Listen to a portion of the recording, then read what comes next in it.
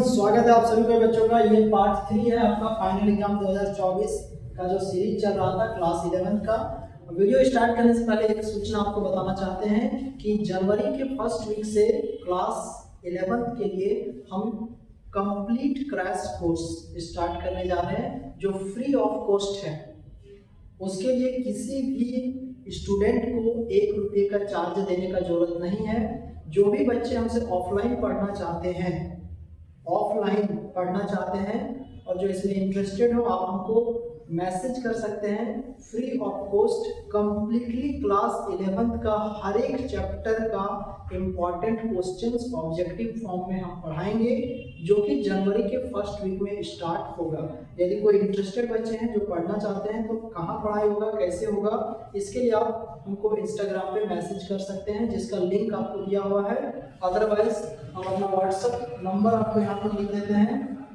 ये WhatsApp number है जिस पर यदि आप चाहें तो हमको मैसेज करके पूछ सकते हैं। अदरवाइज ऑनलाइन क्लासेस चलती रहेंगी। यदि आपको ऑफलाइन हमसे पढ़ना है तो हम इस नंबर पर आप हमसे पूछ सकते हैं। हम टाइमिंग आपको जगह बता देंगे और वो फ्री ऑफ कॉस्ट रहेगा। आप अपने दोस्तों को भी बता सकते हैं, जितने भी आपके दोस्त यार हैं जिनको पढ़ना होगा उनको बता सकते हैं। इस नंबर पे आप हमको मैसेज कर सकते हैं। ठीक है, नंबर थोड़ा ध्यान से देख लीजिएगा। और ये आज का लास्ट वीडियो है।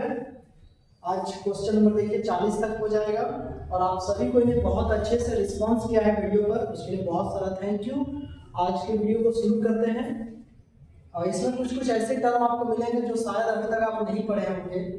वही सब चीज़ हम पढ़ाने स्टार्ट करेंगे जनवरी के फर्स्ट वीक से। डेट अभी हम क्लियर नहीं बता सकते हैं बट एक्सपेक्ट रखिए जनवरी के फर्स्ट वीक से। तो पहला क्वेश्चन है question number 29।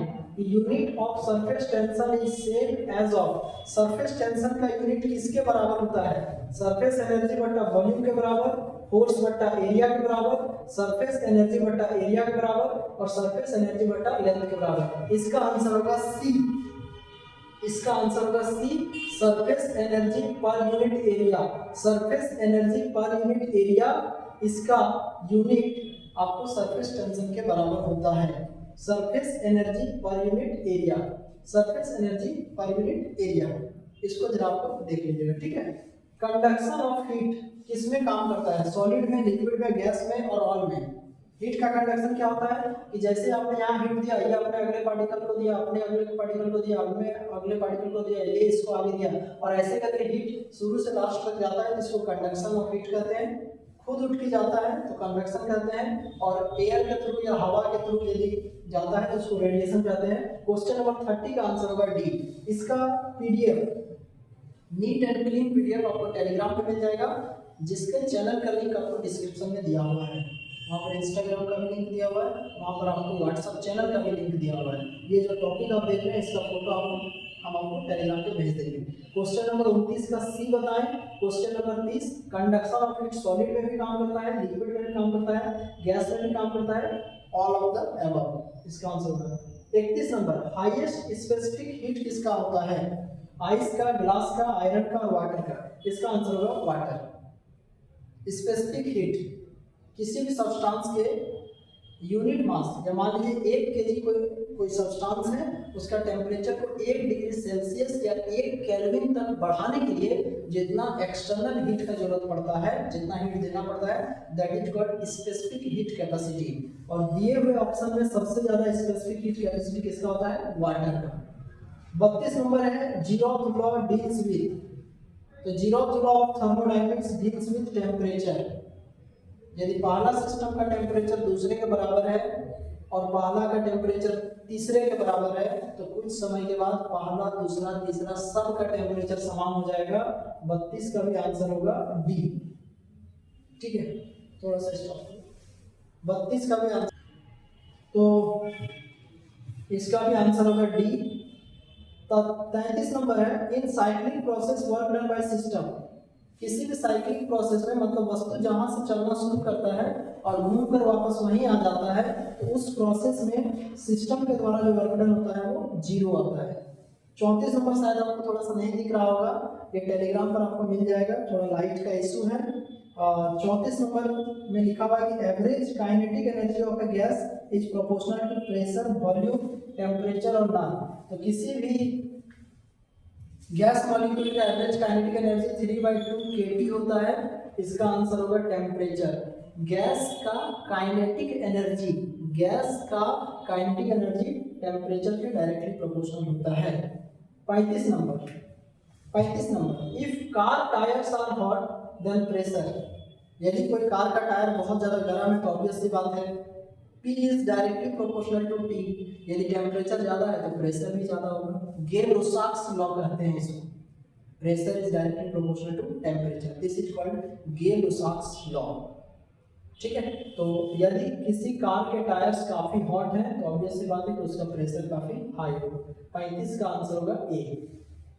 Which remains constant for SHM, simple harmonic motion, SHM simple harmonic motion. अभी ये चैप्टर हम आप लोग स्टार्ट नहीं किए हैं, हम हर एक चैप्टर को आपको ऑनलाइन और ऑफलाइन दोनों तरीके से पढ़ाएंगे और उस समय ये सब बताएंगे आपको हर चैप्टर में। देखिए बहुत सारे चैप्टर आप पढ़े नहीं होंगे तो अभी डायरेक्ट ये सब बस आपको याद ही करना पड़ेगा, बट हम प्रयास करेंगे हर चैप्टर को आपको शॉर्ट में थोड़ा थोड़ा बता देने के लिए और हर चैप्टर का जो इम्पोर्टेंट क्वेश्चन जो आपको एग्जाम में आ चुका है वो सब भी बता दें। 36 नंबर में पूछ रहा है कि क्या कांस्टेंट रहता है एसएचएम में, तो इसका आंसर है एम्पलीट्यूड। सिंपल हार्मोनिक मोशन में एम्पलीट्यूड कांस्टेंट रहता है। 37 नंबर में पूछ रहा है which is necessary for SHM, simple harmonic motion के लिए जरूरी क्या है, फ्रिक्शन, नॉन लीनियरिटी, इलास्टिसिटी और ग्रेविटी। इसका आंसर है इलास्टिसिटी। मतलब कोई भी बॉडी ठीक है सिंपल हार्मोनिक मोशन करे तो उसके लिए उसमें इलास्टिसिटी का होना बिल्कुल जरूरी है।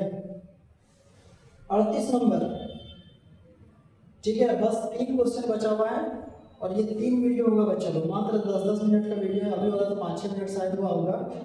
तो हम आपको बस यही बोलेंगे कि तीनों वीडियो आप प्लीज देख लीजिए, तीनों वीडियो देख लीजिए आपको फाइनल एग्जाम 2024 का सारा क्वेश्चन हो जाएगा। 38 नंबर में पूछ रहा है कि एम्पलीट्यूड का मतलब क्या होता है, maximum speed, maximum displacement, maximum acceleration या मैक्सिमम टाइम पीरियड। तो इसका आंसर क्या है बच्चों होगा maximum displacement. Amplitude maximum displacement को बताता है। और बस 2 क्वेश्चन बचा हुआ है, उसको बताने से पहले हम एक बार और आपको याद दिला दें कि जनवरी के फर्स्ट वीक में हम स्टार्ट करेंगे क्लास 11 का क्रैश कोर्स जो फ्री ऑफ कॉस्ट रहेगा, नो चार्ज। अपने सभी दोस्तों यार को बता दीजिए और जिनको क्लास करने का इच्छा होगा ऑफलाइन रूप से, ऑनलाइन भी चलेगा, वो इस नंबर पर मैसेज कर सकते हैं या इंस्टाग्राम पर भी मैसेज कर सकते हैं। ठीक है, बाकी 39 और 40 आज आपसे हमें कोई भी क्वेश्चन का आंसर इसलिए नहीं पूछा क्योंकि ये सब आप पढ़े नहीं हैं। तो 39 नंबर में वेव से स्ट्रिंग, किसी तार में जो वेव्स प्रोड्यूस होता है वो कैसा होता है, तो वो ट्रांसवर्स होता है। ट्रांसवर्स वेव क्या होता है कि जब कोई वेव जाता है किसी मीडियम में और पार्टिकल से परपेंडिकुलरली वाइब्रेट करते हैं तो वो ट्रांसवर्स होते हैं और सेम डायरेक्शन में वाइब्रेट करते हैं तो लॉन्गिट्यूडनल होते हैं। ठीक है, और इलेक्ट्रोमैग्नेटिक वेव्स वो होते हैं जिनको आगे बढ़ने के लिए किसी मीडियम की आवश्यकता नहीं होती है। ठीक है, तो क्वेश्चन नंबर 39 का हो जाएगा ए और 40 में which is responsible for formation of beats. देखिए इसका आंसर होना चाहिए फ्रीक्वेंसी। कभी कभी किताब में एम्पलीट्यूड लिख देता है, वो इंटरफेरेंस फिनोमेना की वजह से हमसे पूछेगा फ्रीक्वेंसी, क्योंकि फ्रीक्वेंसी में जो चेंज आता है, स्लाइटली जो वेरिएशन आता है उसी के कारण बीट का फॉर्मेशन होता है। एम्पलीट्यूड में भी वेरिएशन रहता है तो जब 2 वेव इंटरफेयर करते हैं तो फिर बीट्स प्रोड्यूस होता है। अभी आप इसको फ्रीक्वेंसी मान लीजिए। तो एक बार हम रिपीट कर देते हैं आपको शुरू से हर चीज़ का आंसर। क्वेश्चन नंबर 29 आप चाहें तो इसको कॉपी में लिख सकते हैं। 29 का आंसर सी होगा, 30 का डी होगा, 31 का भी डी होगा, 32 का भी डी होगा। अब डी सब में आ रहा है कि डी मारते जाइए। ठीक है, 33 का ए होगा 0, 34 का हो जाएगा सी टेम्परेचर, 35 का हो जाएगा हाई प्रेशर, 36 का हो जाएगा एम्पलीट्यूड कांस्टेंट, 37 का हो जाएगा सी इलास्टिसिटी, 38 का हो जाएगा बी डिस्प्लेसमेंट, 39 का हो जाएगा ए ट्रांसवर्स और 40 का हम बोलेंगे सी कर लीजिए फ्रीक्वेंसी। ओके स्टूडेंट्स, तो ये वीडियो यहीं तक था। चैनल पर नए होंगे तो सब्सक्राइब कर लीजिए और अपने ज़्यादा से ज़्यादा दोस्तों तक शेयर कर दीजिए। Thank you for all the support, take care. इसके बाद हम नेक्स्ट वीडियो लाते हैं। Thank you. बाय।